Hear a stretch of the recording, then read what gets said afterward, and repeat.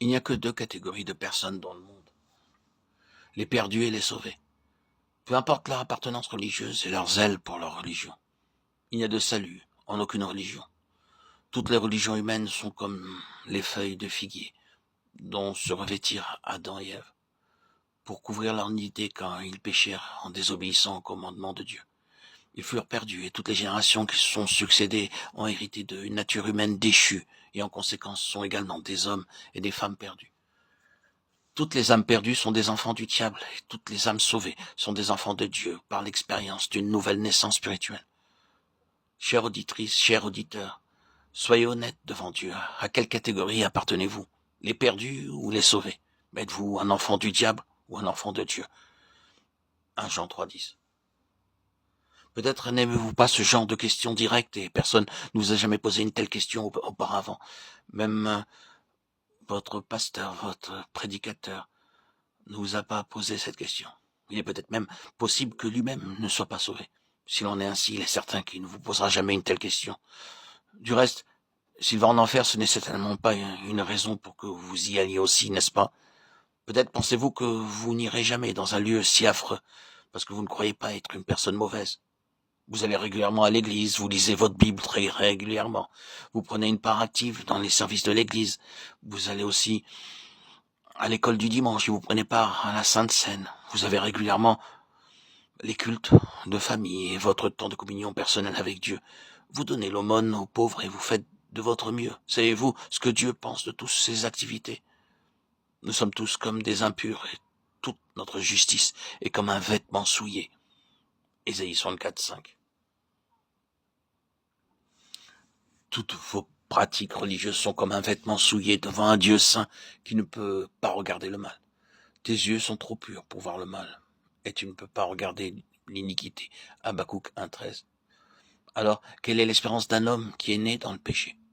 Voici, je suis né dans l'iniquité, et ma mère m'a conçu dans le péché. Psaume 51,7. C'est pourquoi nous péchons par nos pensées, nos paroles et nos actes. Aucune religion ne peut nous sauver. Et,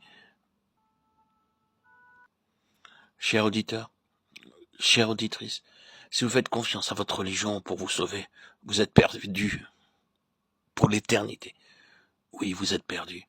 Il n'est pas nécessaire de devenir religieux parce que vous êtes perdu. Dieu a merveilleusement pourvu en pourvoyant un sauveur pour vous sauver de vos péchés.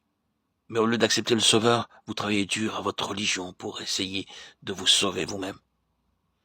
Il y avait un homme très religieux nommé Nicodème. C'était un maître en Israël, un pharisien, c'est-à-dire un homme qui gardait parfaitement la loi de Dieu, érudit en théologie, mais il était perdu. Perdu. Jean 3, 1 à 16.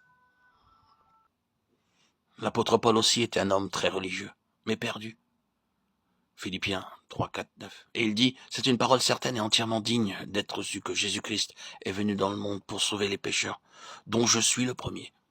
1 Timothée 1, 15. De tels gens, il en existe des centaines qui étaient religieux, mais perdus, et qui vinrent au Seigneur en tant que pécheurs. Vous pouvez être un prêtre très religieux, ou un philosophe, ou un docteur, ou un ingénieur, ou un homme de loi, ou d'une quelconque haute profession, mais pour le salut, vous devez venir comme un pécheur perdu devant le Seigneur, de toute miséricorde et de toute grâce. Venez tel que vous êtes, pauvre, perdu et nécessiteux, et il vous recevra et vous sauvera. Mais à tous ceux qui l'ont reçu, à ceux qui croient en son nom, elle a donné le pouvoir de devenir enfants de Dieu. Jean 1, 12. Les églises, temples et lieux de culte, de quelque sorte que ce soit, sont bondés de gens religieux, mais perdus. Et si notre évangile est encore voilé, il est voilé pour ceux qui périssent, pour les incrédules, dont le Dieu de ce siècle a aveuglé l'intelligence afin qu'ils ne vissent pas briller la splendeur de l'évangile de la gloire de Christ qui est l'image de Dieu. 2 Corinthiens 4, 3, 4. Un jour, il y avait un jeune homme mourant. Il savait qu'il était perdu et était dans les affaires de l'agonie. Oui, la mort est une terrible réalité qui rend anxieux les gens qui ne le sont pas d'habitude. Le prêtre fut appelé, il vint, lut quelques prières dans un livre, administra le sacrement au pauvre jeune homme mourant et lui dit qu'il n'avait rien à craindre. Dès que le prêtre fut sorti, un ami dit au jeune homme, « J'espère que maintenant tu es heureux, tu peux mourir en paix. » Non, répondit-il, je ne suis pas du tout heureux, je n'ai pas la paix, et je ne peux pas mourir ainsi. Que puis-je donc faire? Non, mon cher lecteur, la religion, avec tous ses rites et ses cérémonies sans Christ, ne peut aucunement donner la paix de l'âme à l'heure de la mort, jamais. Après un court instant, un autre ami vint le visiter et commença à lui lire ce beau cantique. Tel que je suis, sans rien à moi, rien que ton sang versé pour moi, et ta voix qui m'appelle à toi. Agneau de Dieu, je viens. Dès la lecture du premier vers, le jeune mourant agonisant dit avec une profonde sincérité, « S'il te plaît, relis cela. » Plusieurs fois de suite, il lui fut répété. Il buvait chaque mot, écoutant comme si sa vie en dépendait.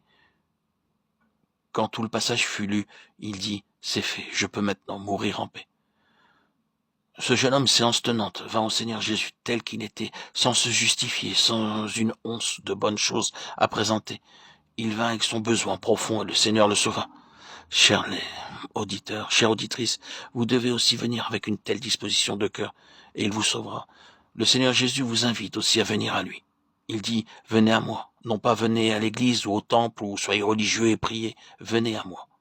Une personne divine, le Créateur et le Fils béni de Dieu, qui mourut sur la croix du calvaire pour que vous puissiez être dans la gloire éternelle avec lui pour toujours. Toute votre pratique religieuse n'est qu'un esclavage religieux, un labeur fastidieux et une illusion du diable, et vos péchés sont un lourd fardeau. Alors venez au Seigneur Jésus et il vous donnera le repos. Il peut vous sauver parce qu'il a parfaitement accompli l'œuvre de salut pour vous en présentant son précieux sang en votre faveur.